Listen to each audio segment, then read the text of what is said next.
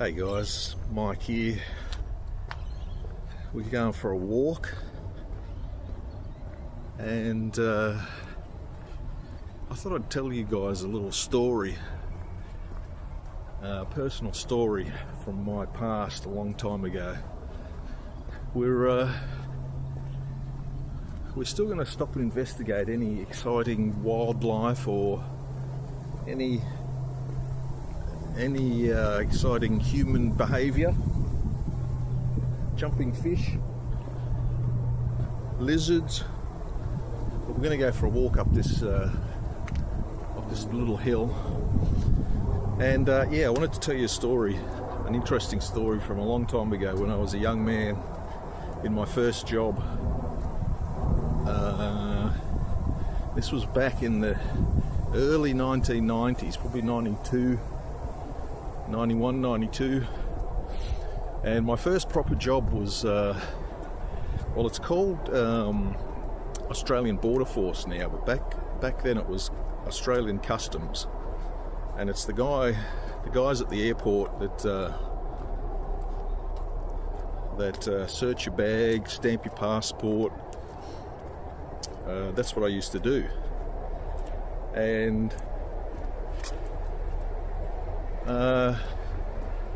I guess I was probably working there. I was posted out to Sydney Airport International, and I was probably working there for about 6 months, and I was a young man. I was probably like 21, 22, didn't know much about anything back in those days, and but I was overwhelmed actually by working at the airport at first, because it was such a busy, dynamic place, and we had lots of different things to think about in customs. It wasn't just drugs. There was immigration issues. There was weapons, there was endangered species, there was food, cash, duties, all sorts of things that we had to pay attention to. But anyway, after about 6 months I got a bit more confident, and I was like, this is all good. Didn't have any bad experiences up until that stage. And anyway, one day there was a flight landed. It was a flight from New Zealand, and I was doing the baggage search, and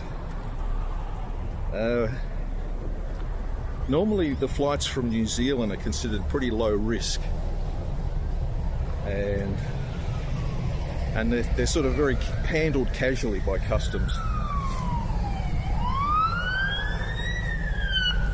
A lot of the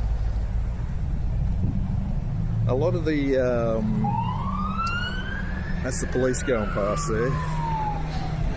A lot of the issues with the flights from New Zealand are people bringing food in. It's not really a drug spot. So anyway, I was there, and there was a guy approached. He got sent in for a baggage search, and he was a very short man. He was a Maori, but he was a very powerfully built short man. He was like, his biceps were as big as my torso. He was a very strong little dude, but he was a very nice guy, and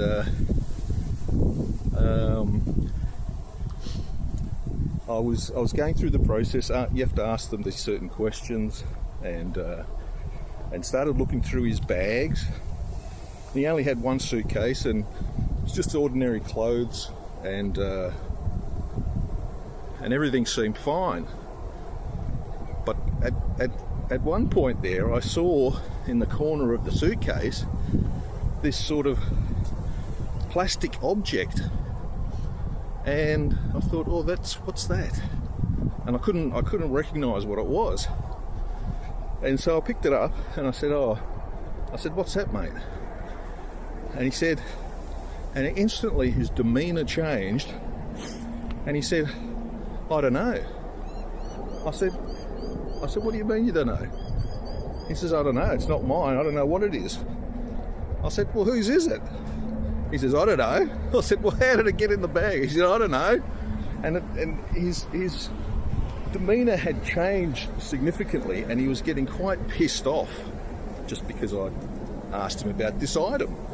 And it was just a clear plastic sort of tube thing, hello, that you know, I didn't think it was anything malicious, but I thought, because back then I was a young man, and being a good pure young man, I didn't know too much about drug paraphernalia, so I thought it might have been some sort of drug implement. But anyway, we were taught that if you come across anything and you didn't know what it was, just put it to one side and call over one of the old bosses who knew everything about everything. So I did that. I thought I'll put it aside, and so I put it aside, and then I found this other thing in the same spot. It was another bit of plastic, sort of black tubing thing, and I was like, what's this? He said the same thing. He said, I don't know, it's not mine, I don't know how it got there. I was like, Jesus, this is very strange, this response. So anyway, I'd finished looking at his bags, and there was nothing else in there. So I said, all right, just wait here, mate, I've got to get the boss to come and check out these things, and then we'll have you on your way. So I we have a light on to get the supervisor over. So this guy come over, and I remember him, he's a funny guy. I forget his name, but anyway, he was probably 10 years older than me, been there for a long time. And I said, mate, I just found these two items in his bag, and I'm not sure what they are. I just wanted to get you to give me the all clear. And he's looked at them, and he says, yeah, Michael, that's not a problem. That he's allowed to have that. Give it back to him. And so I said, okay. And so I gave it back to him. I should say at this stage as well, it was a really busy day, and there was tons of people queuing up to get their bags searched. And so there was people all around, and normally everybody's sort of sticky beaking into see what's happening with the guy in front of them, and there's absolutely no privacy there, right? So everybody could see what was happening. And so anyway, the boss said, yeah, give it back to him, let him go. I said, all right, there you go, mate, you can, this is fine. And he said,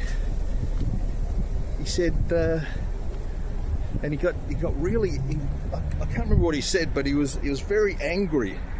And at one point, when I said, okay, you can pack your suitcase and you can go, and he was standing there, and I was standing about like half a metre from him, and at one point he was really angry, and he tensed up his fists and his muscles, and it was as if he'd taken a fighting stance and he was about to throw a punch at me. And I stepped back. I was like, whoa, what's going on here? And anyway, he only had a few things there, so he packed them in, grabbed his bag and walked out, and he said to me, I'm gonna wait in the fucking car park and I'm gonna fucking kill you. And walked out the door. And I'm standing there just about pissing my pants. And I turned around to the boss. I said, mate, and he said, what's going on? I said, I don't know. He said, everything, he was nice up until I found this thing. And my boss at the time had this cheeky grin on his face. And I said, do you know what that thing was? And he says, yeah. I said, well, tell me, what was it?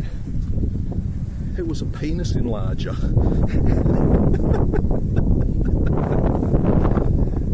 And the Maori man got very upset that I was holding it up and sort of making a big scene about. I mean, I don't know if he thought I knew what it was and I was doing it intentionally to embarrass him, or I don't know.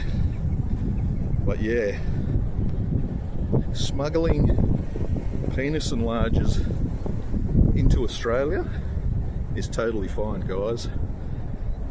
But look at that for timing. I just got to the top here. I don't know if you guys can see that. Look at the river down there. Beautiful. Alright, that's story time from Mike Walks over. Thanks for watching, guys.